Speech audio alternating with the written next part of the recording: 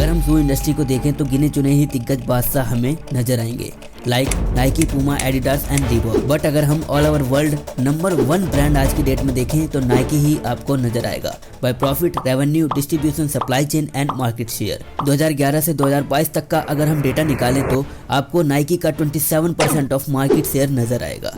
पर एक टाइम ऐसा था कि दुनिया का सबसे बड़ी शू कंपनी में नाम रीबॉक का था और आज की डेट में यही रीबॉक दुनिया का सबसे बड़े लॉस मेकिंग बिजनेस में से एक है। अगर हम रीबॉक की जर्नी पास से देखें तो ये एक वन ऑफ द इंस्पायरिंग और रिकॉर्ड ब्रेकिंग कंपनी लगती है। ये बात है 1958 की जॉय फोस्टर ने अपने भाई जेफ के साथ मिलकर रीबॉक कंपनी फाउंड की जस्ट बिकॉज ऑफ इन्हें ग्लोबली एक्सपैंड करना था। इससे पहले ये लोकली अपने नेम और सरनेम के साथ ही कंपनी रन कर रहे थे। 1989 में फोस्टर ने रिटायर्ड होने तक कंपनी में बेतहासा मार्केट कैप्चर कर लिया था। माइक जैगर ने डेविड बॉयड के साथ उनके एक one of the most popular music video जिसका नाम डांसिंग इन द स्ट्रीट, उसमें रीबॉक फ्रीस्टाइल शूज पहने थे। इनकी सक्सेस का अंदाजा इसी चीज से लगाया जा सकता है कि उस टाइम रीबॉक ने नाइकी जैसे ब्रांड को ना ही केवल पीछे कर दिया था, आल्सो रीबॉक ने रिकॉर्ड ब्रेकिंग सेल्स भी जनरेट की थी। 1983 में जहां रीबॉक की सेल $12.8 मिलियन हुई थी, वहीं 1985 में $310 मिलियन तक पहुंच गई थी।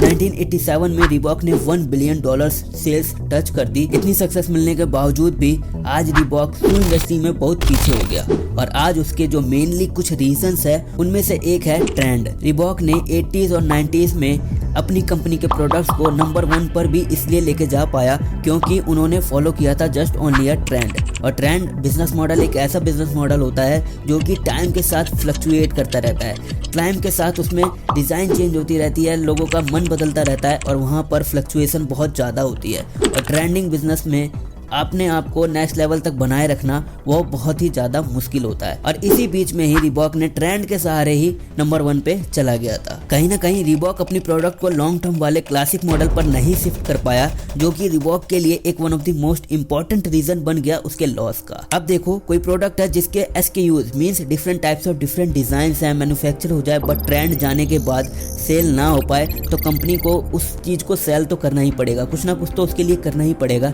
ऐसा तो है नहीं कि अब नहीं बिक पाया तो यार इसे आप कचरे में फेंक दो।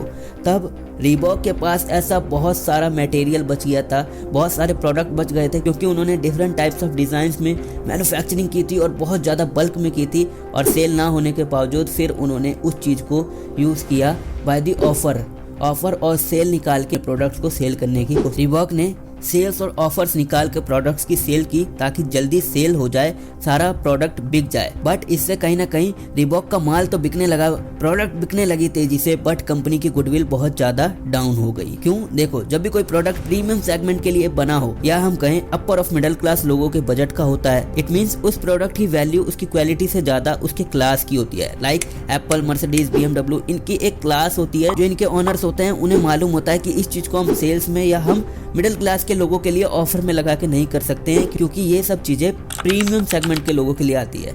इनकी क्लास की वैल्यू है क्वालिटी से ज्यादा। तो अब जब रीबॉक सेल पर बिकने लगे तो आम इंसान भी उसको अफोर्ड करने लगा था। इट मींस प्रीमियम सेगमेंट के लोगों में उसका क्लास डाउन हो गया था। दैट्स व्हाई कंपनी की ग्रोथ भी डाउन हो गई थी। कंपनी की फ्लक्चुएशन इतनी होने के बावजूद भी रीबॉक किसी सेगमेंट में खुद को वैल्यूएबल ना बना के सभी सेगमेंट में किंग बनने की सोच रहा था। लाइक रीबॉक को kids, women, man, sport, fashion सब में, जो कि एक one of the bad management planning का रीजन बना। देखो, आप कोई सा भी बिजनेस जनरेट करना चाहते हो जिसमें अपने आप को एक वैल्यूएबल प्रोडक्ट दिखाने के लिए बनाना चाहते हो तो आपको पहले किसी पर्टिकुलर फील्ड पर काम करना पड़ेगा। आपको किसी एक सेगमेंट में उसको उठाना चाहिए, फिर दूसरे लेवल पर स्टेप पर जाना चाहिए। बट रीबॉक ने यहीं पे कहीं ना कहीं बहुत बड़ी गलती करनी शुरू कर दी थी, जो कि एक रीजन बन गया उसकी लॉस मेकिंग बिजनेस का। इतना कुछ होने के बाद रीबॉक ने एडिडास के साथ मिलकर कुछ बड़ा करने का सोचा। अब उन्होंने सोचा यार कुछ तो करना ही पड़ेगा, एक काम करते हैं किसी बड़े ब्रांड के साथ मिल जाते हैं ताकि कुछ हम बड़ा कुछ उखाड़ पाएं, फिर से अपनी ग्रोथ कर पाएं। क्योंकि उनका चार्ट अगर आप देखोगे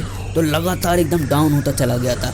1990s के बाद धीरे धीरे एकदम सीधे से उनका चार्ट ग्रोथ पूरी डाउन होने लगी थी। तब यही सोच के उन्होंने 2005 में $3.8 बिलियन लेके रीबॉक ने एडिडास के अंडर आ गई। बट एडिडास ने ऐसा होने के बाद सिर्फ और सिर्फ अपनी कंपनी की वैल्यू पर ज्यादा ध्यान दिया। रीबॉक ने यहाँ पर सोचा तो था कि हाँ हम कुछ अच्छा कर देंगे, आप अपनी वैल्यू बढ़ा देंगे, क्योंकि अब एक कोलैबोरेशन होने वाला है, 2 बड़े ब्रांड मिल जाएंगे तो एक नाम बन जाएगा। रीबॉक की जो छोटी मोटी वैल्यू बची भी थी वो भी धीरे धीरे डाउन हो गई, पूरी तरह से खत्म ही होने लगा। और यही नहीं, 2012 में पहुंच के रीबॉक के साथ हुआ एक बड़ा स्कैम, जिसमें कि इन्होंने फर्जी sales, balance sheet, revenue, profit दिखाया, जो कि सब झूठ था। ऐसा लग रहा था कि हाँ रीबॉक बहुत ज्यादा प्रॉफिट जनरेट कर रहा है, बहुत पैसा उनके पास आ रहा है, पर वहाँ पर सब कुछ फेक था, सब गलत दिखाया जा रहा था और वहाँ पर उनको लॉस हुआ। और जिसकी वजह से, इस स्कैम की वजह से भी रीबॉक की वैल्यू पूरी 0 पर आ चुकी थी, पूरी वैल्यू डाउन हो चुकी थी और उनका मार्केट पूरी तरह से खत्म हो गया। ये थी रीबॉक की अर्थ से लेकर फर्श तक की कहानी। उम्मीद करता हूँ इस केस स्टडी से आप काफ़ी कुछ समझ पाए होंगे कि क्या गलतियाँ हमें नहीं करनी चाहिए बिजनेस में और कैसे बिजनेस डाउन हो जाते हैं।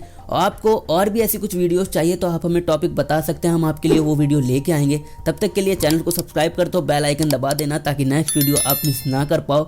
Thank you so much for watching, bye bye, see या।